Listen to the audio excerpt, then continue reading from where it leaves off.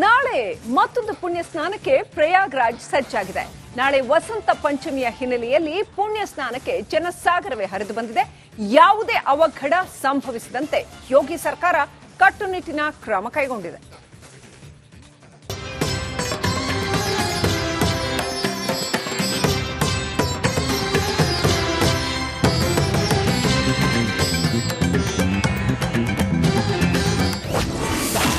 ನಾಳೆ ಮತ್ತೊಂದು ಪುಣ್ಯ ಸ್ನಾನಕ್ಕೆ ಭಕ್ತರ ಕಾತರ. ಪ್ರಯಾಗ್ರಾಜ್ಗೆ ಹರಿದು ಬರ್ತಿದೆ ಜನಸಾಗರ. ಮಹಾಕುಂಭದಲ್ಲಿ ಮಹಾಪರ್ವ ಇಡೀ ವಿಶ್ವಕ್ಕೆ ಪರಿಚಯವಾಗಿದೆ. ಕುಂಭಮೇಳದ ವೈಭವ ವಿದೇಶಗಳಲ್ಲೂ ಪ್ರಸಿದ್ಧಿ ಪಡೆದಿದೆ. ಈಗಾಗಲೇ 2 ಪುಣ್ಯ ಸ್ನಾನಗಳು ನಡೆದಿದ್ದು, ನಾಳೆ ಮತ್ತೊಂದು ಪುಣ್ಯ ಸ್ನಾನಕ್ಕೆ ಪ್ರಯಾಗ್ರಾಜ್ ಸಜ್ಜಾಗಿದೆ. ಗಂಗಾ, ಯಮುನಾ ಮತ್ತು ಸರಸ್ವತಿಯ ಪವಿತ್ರ ಸಂಗಮದಲ್ಲಿ ಮಿಂದೆದ್ದು ಜನ ಪುನೀತರಾಗುತ್ತಿದ್ದಾರೆ.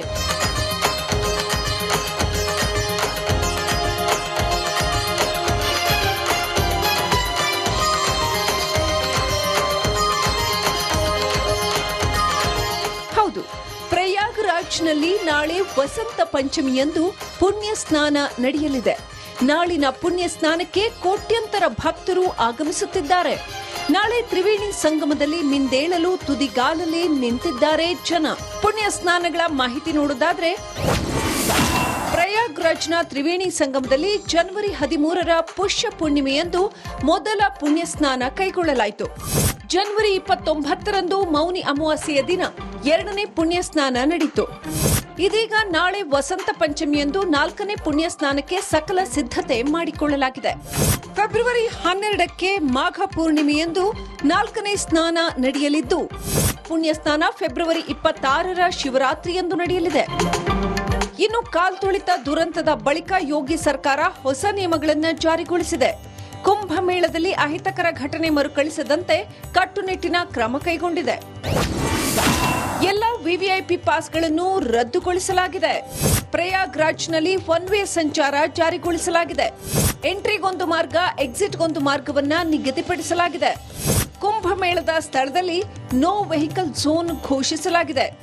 ವಿವಿಐಪಿ ಬೆಂಗಾವಲು ವಾಹನಗಳಿಗೂ ನಿರ್ಬಂಧ ಹೇರಲಾಗಿದೆ. ಆಂಬ್ಯುಲೆನ್ಸ್, ಅಗ್ನಿಶಾಮಕ, ಪೊಲೀಸ್ ವಾಹನ ಸಂಚಾರಕ್ಕೆ ಮಾತ್ರ ಅನುಮತಿ ಇದೆ. ಪ್ರಯಾಗ್ರಾಜ್ ಗಡಿಯಲ್ಲೇ ಯಾತ್ರಿಕರ ವಾಹನಗಳನ್ನು ತಡೆಯಲಾಗುತ್ತದೆ. ಪ್ರಯಾಗ್ರಾಜ್ಗೆ ಸಂಪರ್ಕಿಸುವ ರಸ್ತೆಗಳಲ್ಲಿ ಭದ್ರತೆ ಹೆಚ್ಚಿಸಲಾಗಿದ್ದು, ರಕ್ಷಣಾ ಸಿಬ್ಬಂದಿ ಬ್ಯಾರಿಕೇಡ್ಗಳ ಸಂಖ್ಯೆಯನ್ನ ಹೆಚ್ಚಳ ಮಾಡಲಾಗಿದೆ. ಇದರ ಜೊತೆಗೆ ಸಂಗಮದ ಬಳಿ ಗದ್ದಲವಾಗದಂತೆ ಜನರಿಗೆ ಪುಣ್ಯ ಸ್ನಾನಕ್ಕೆ ಎಂಟ್ರಿ ಕೊಡಲಾಗುತ್ತೆ. ಮಹಾಕುಂಭ ಮೇಳದಲ್ಲಿ ಇದುವರೆಗೆ 32 ಕೋಟಿಗೂ ಅಧಿಕ ಭಕ್ತರು ಪುಣ್ಯ ಸ್ನಾನ ಮಾಡಿದ್ದಾರೆ. ನಾಳೆಯೂ ಕೋಟ್ಯಂತರ ಜನ ಪುಣ್ಯ ಸ್ನಾನ ಮಾಡಲಿದ್ದಾರೆ. Bureau report, republic Kannada.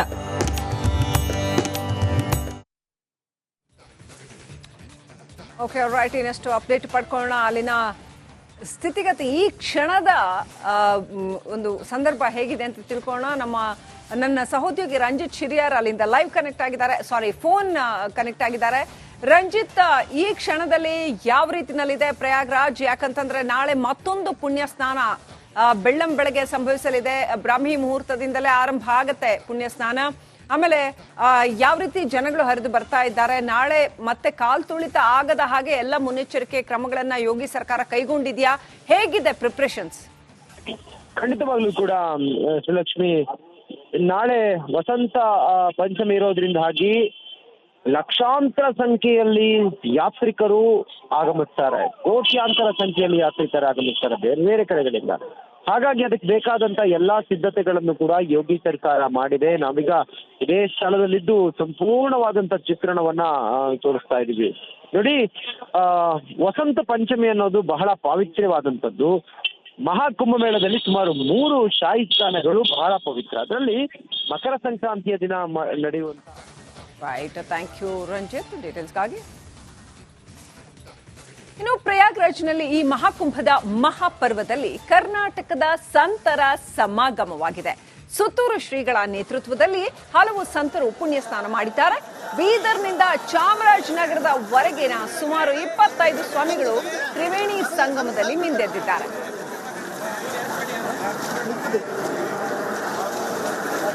ಈ ಕುಂಭಮೇಳ ನಮ್ಮ 3 ಪೀಳಿಗೆಗೂ ಕೂಡ ನೋಡೋಕ್ ಸಿಗೋದಿಲ್ಲ. ಪುಣ್ಯವಂತರು ನಾವು.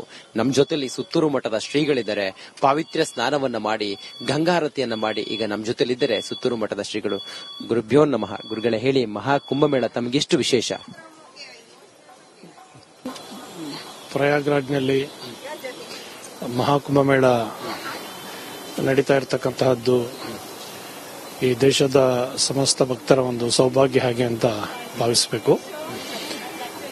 ಇಷ್ಟು ವರ್ಷಗಳ ನಂತರ 144 ವರ್ಷಗಳ ನಂತರ ಗ್ರಹಗಳು ಒಂದು ಏಕ ಸ್ಥಳದಲ್ಲಿ ಬರುವಂತಹ ಒಂದು ಶುಭ ಸಂದರ್ಭ ಇದಕ್ಕೆ ಒಂದು ವೈಶಿಷ್ಟ್ಯವನ್ನ ತಂದುಕೊಟ್ಟಿದೆ. ಜನರು ಕೋಟಿ ಸಂಖ್ಯೆಯಲ್ಲಿ ಇಲ್ಲಿಗೆ ಬಂದು ಪವಿತ್ರ ಸ್ನಾನ ಮಾಡಿ ಸಂಗಮದ ದರ್ಶನ ಮಾಡಿ ಪುನೀತ ಭಾವದಿಂದ ತೆರಳುತ್ತಾ ಇದ್ದಾರೆ. ಇದು ಅವರ ಬದುಕಿನ ಒಂದು ವಿಶೇಷ ಸಂದರ್ಭವೂ ಕೂಡ ಹೌದು. ಎಲ್ಲರಿಗೂ ಎಲ್ಲ ಕಾಲದಲ್ಲೂ ದೊರಕಲಾರದಂತಹ ಒಂದು ಸೌಭಾಗ್ಯ ಇಲ್ಲಿ ಬಂದು ದರ್ಶನ ಮಾಡಿ ಪುಣ್ಯ ಸ್ನಾನ ಮಾಡಿದವರ ಬದುಕಿಗೆ ದೊರೆತಿದೆ. ಇದು ನಮ್ಮ ಭಾರತ ಇಡೀ ಜಗತ್ತಿಗೆ ಕೊಡುವಂತಹ ಒಂದು ಅಪೂರ್ವವಾದಂತಹ ಸಂದೇಶ. ಇಷ್ಟೆಲ್ಲ ಕೋಟಿ ಸಂಖ್ಯೆಯಲ್ಲಿ ಜನ ಬಂದರೂ ಕೂಡ ಇಲ್ಲಿ ಜಾತಿ ಮತ ಲಿಂಗಭೇದ ಯಾವುದೂ ಇಲ್ಲದೆ ನಾವು ಭಗವಂತನ ಪುತ್ರರು ಎಂಬ ಒಂದೇ ಒಂದು ಏಕಭಾವನೆಯಿಂದ ಇಲ್ಲಿರ್ತಕ್ಕಂತಹದ್ದು ಏಕಂ ಸತ್ ವಿಪ್ರ ಬಹುಧಾವನಂತಿ ಎನ್ನುವ ಮಾತೇನಿದೆ. ಹಾಗೆ ಭಗವಂತನಿಗೆ ಭಕ್ತಿಯನ್ನು ಸಲ್ಲಿಸೋಕೆ ಒಂದು ಸದಾವಕಾಶ ದೊರೆತಿದೆ. ಇಷ್ಟೆಲ್ಲ ಸೌಲಭ್ಯಗಳನ್ನು ಕಲ್ಪಿಸಿರುವಂತಹ ಮುಖ್ಯಮಂತ್ರಿಗಳಾದ ಆದಿನಾಥ್ ಯೋಗಿ ಅವರು ಮತ್ತು ಸಮಸ್ತರನ್ನ ಮತ್ತು ಇದಕ್ಕೆ ಮಾರ್ಗದರ್ಶನ ನೀಡ್ತಾ ಇರುವಂತಹ ಪ್ರಧಾನಮಂತ್ರಿಗಳಾದ ನರೇಂದ್ರ ಮೋದಿ ಅವರನ್ನು ಕೂಡ ಅಭಿನಂದಿಸಿ ಭಗವಂತ ಸಮಸ್ತರಿಗೂ ಒಳಿತನ್ನು ಮಾಡಲಿ ಅಂತ ಹಾರೈಸುತ್ತೇವೆ. ಗುರುಗಳೇ, ಕರ್ನಾಟಕದಿಂದ ಎಲ್ಲ ಸಂತರ ಸಮಾಗಮ ಇವತ್ತಾಯ್ತು ತಮ್ಮ ನೇತೃತ್ವದಲ್ಲಿ. ಆ ಮೂಲಕ ಒಂದು ಏನ್ ಮೆಸೇಜ್ ಪಾಸ್ ಆಗಿದೆ ಗುರುಗಳೇ? ಈ ಒಂದು ಒಗ್ಗಟ್ಟು, ಈ ಒಂದು ಒಟ್ಟಿಗೆ ಬಂದು ತಾವೆಲ್ಲರೂ ಸಮಾಗಮದಲ್ಲಿ ಸ್ನಾನ ಮಾಡಿದ್ದು ಗುರುಗಳೇ. ಇಲ್ಲ, ಇವತ್ತೇ ಅಲ್ಲ, ಆಗ್ಲಿ ಶುರುವಾದಾಗಿಂದ ಬರ್ತಾನೆ ಇದ್ದಾರೆ. ಪ್ರಾರಂಭ ಆದಾಗಿನಿಂದ ಸಂತರು ಕರ್ನಾಟಕದಿಂದ ದೇಶದ ವಿವಿಧ ಭಾಗಗಳಿಂದ ಅನೇಕರು ಬರ್ತಾ ಇದ್ದಾರೆ. ಇವತ್ತು ನಮ್ಮೊಟ್ಟಿಗೆ ಕೆಲವರೆಲ್ಲ ಬಂದಿದ್ದಾರೆ. ಇಲ್ಲಿ ಒಂದು ಏಕತ್ರ ಭಕ್ತಿ ಭಾವನೆ ಹೊರತು ಬೇರೆ ಯಾವುದು. 1 ವರ್ಷ ಕಳೆದ ಒಂದೇ ವರ್ಷದಲ್ಲಿ ಚುನಾವಣೆಗಳು, ರಾಜಕೀಯ ತಂತ್ರ ಪ್ರತಿತಂತ್ರಗಳು, ಅಭಿಯಾನ, ಜನಪರ ಅಹೋರಾತ್ರಿ ಹೋರಾಟಗಳು, ಪಾರದರ್ಶಕ ವರದಿಗಾರಿಕೆಯ ಪಣ ತೊಟ್ಟು ಮುನ್ನಡೆದಿದ್ದೇವೆ. 1 ವರ್ಷದ ಸಂಭ್ರಮದ ಜೊತೆಗೆ ಜವಾಬ್ದಾರಿ ಕೂಡ ಹೆಚ್ಚಾಗಿದೆ. ಮತ್ತಷ್ಟು ಮುನ್ನುಗ್ಗಿ ಜನಪರ ನಿಲ್ಲುವ ಉತ್ಸಾಹ ಕೂಡ ಹೆಚ್ಚಿದೆ.